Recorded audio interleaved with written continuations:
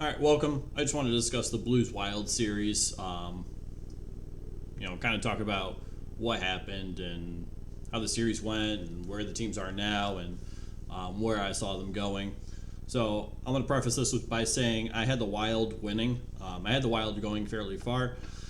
Um, but needless to say, the Wild's toughest task, at least in my eyes, entering the playoffs, would be getting through that St. Louis Blues round, in which they did not.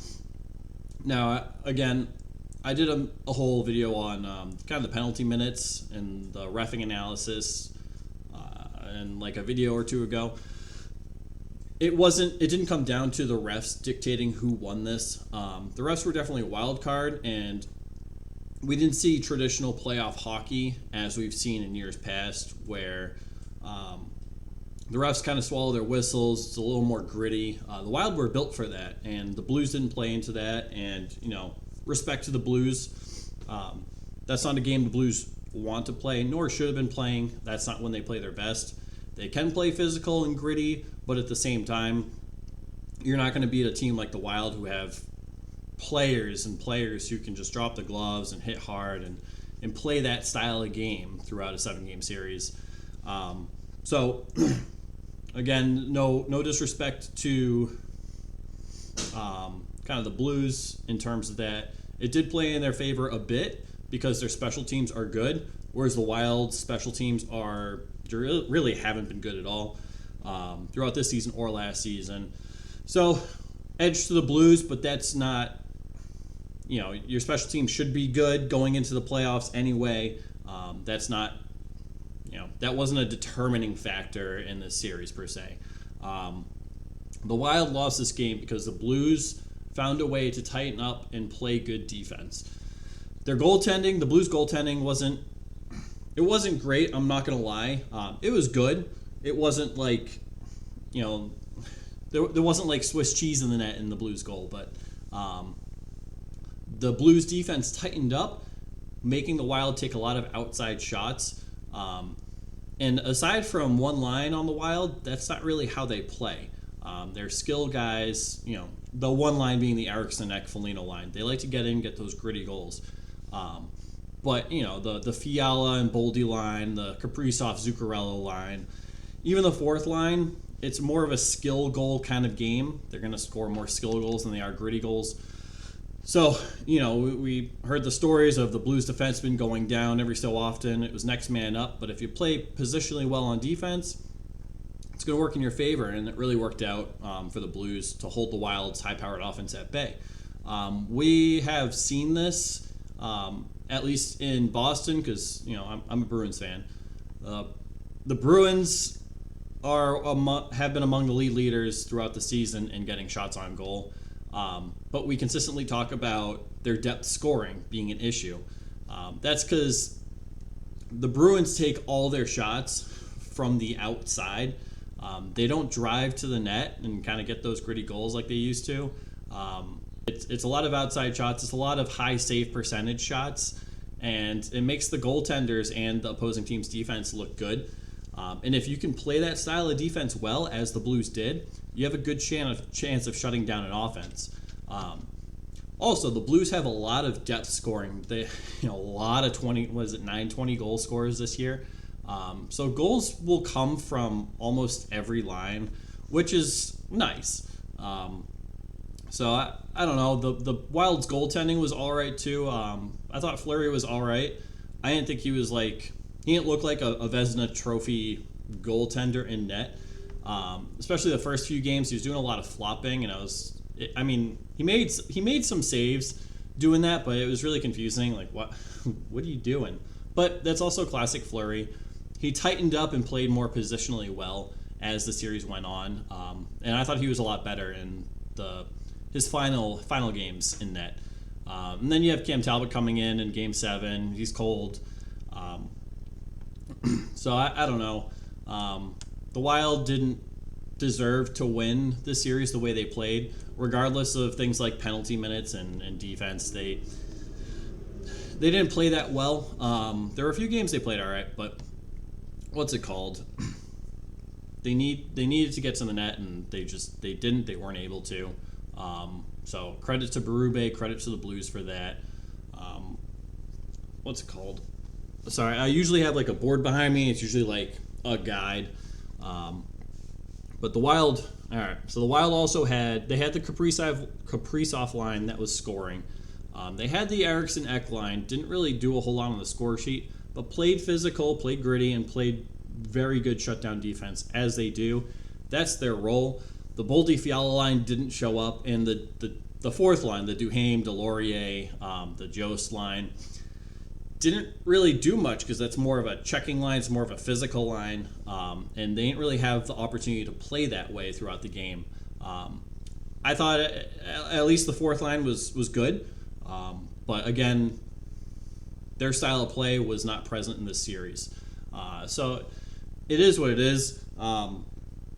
So going back to what I said at the beginning, when I said this is probably the Wild's toughest task entering the playoffs was the Blues series. The Blues have depth scoring. Usually the Wild have to shut down one super line on a team, and they have a pretty good shot. But it's not the case with the Blues because of their depth scoring. But, if you took the Wild and you play them against Colorado has the Landeskog, Granton in line, McKinnon line. The Wild play the Eriksson Ek line against them and shut that line down so well, making Colorado have to score depth goals. The Wild have depth scoring. So do the Blues. Maybe not as deep as the Blues in terms of scoring, but if you can shut down that super line on Colorado, you have and you can put a couple goals on the net every game, you have a pretty decent chance of pulling off a series win over the Blues. We haven't seen that with the Blues Colorado series. You have really their top two lines have been scoring, exclusively scoring for Colorado, being the Kadri line and the Landeskog line. The Blues forwards aren't as defensively strong as the Wild. I don't want to say they're not good because they have a very good defensive system overall. The Wild, you have Fiala who plays on the penalty kill. You have guys like Kaprizov who plays a 200-foot game. Hartman plays on the penalty kill. You have the entire Eriksson Ek line, all potential Selke vote getters this year. You have even Zuccarello is good on the back check. I don't want to say he's a great defensive player, but he plays defense, which is appreciated. You have Boldy who plays on the penalty kill sometimes. You have guys like Delorier on the fourth line who plays on the penalty kill. You have a lot of depth defensive forwards on your team as well if you're the Wild, so you can shut down the other team's scoring. So I think the Wild stood a good chance against Colorado.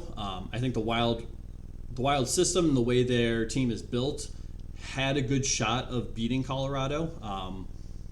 But, they don't get that opportunity because they weren't built well enough. Their system they play was not conducive to winning a series against the Blues. And the Blues system plays well against the Wild, but doesn't play necessarily as well against Colorado. I think the Blues are just as talented as Colorado, but it comes down to system of play and all that stuff. Going back to the Wild, if they went to the Eastern Conference Finals, Western Conference Finals, it's probably again, well, we would have guessed it would have been against Calgary at this point. Calgary's looked rough in the playoffs, I'm not going to lie. They haven't looked that good. This is the second series Markstrom has been outdueled by the other team's goalie. No disrespect to Ottinger. Ottinger was outstanding. And Mike Smith's been good in the Battle of Alberta, but Markstrom he's been rough this series.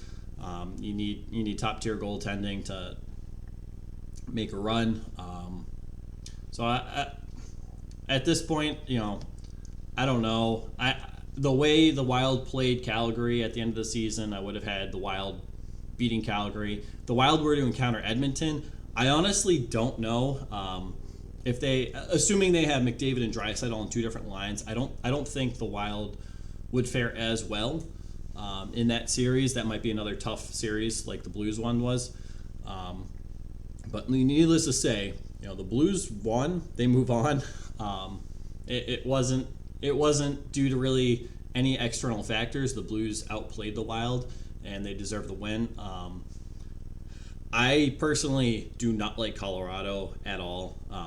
I love their fans. I love their passion. I don't mind the coach and like a lot of the players. I don't know. There's something about the team. I just want them to lose. So I'm rooting for the Blues. I don't know if they'll pull it off. It looks kind of bleak at this point, but we'll see. So it's kind of my little insight as to what happened with the Blues Wild series. Again, this is a very informal video.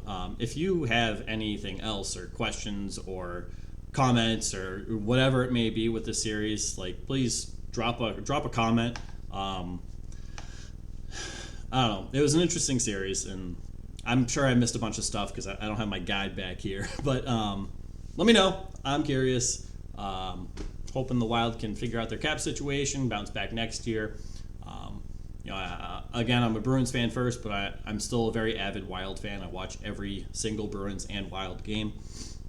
So I do root for the Wild. That's why I'm talking about them quite a bit more. But yeah, let me know what you guys think. Thanks for watching, and I'll see you sometime later.